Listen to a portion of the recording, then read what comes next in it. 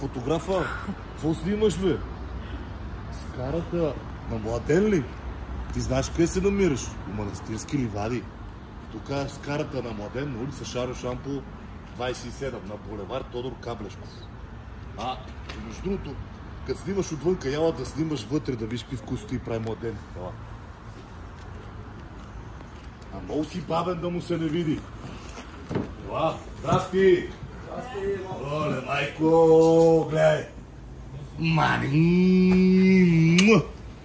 Еба тия пръжуляци, и кюфтаци, и карначета, и всичко предлагаш, нали? Така, я гледай какви салати.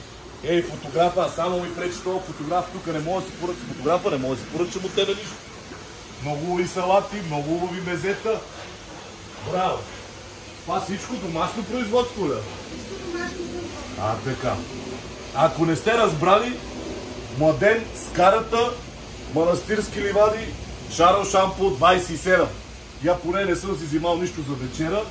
Сега ще си взема от него, понеже половината скара ще я взема я. Ако не сте си взимали, ела тук.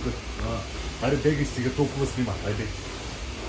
Ей, железе.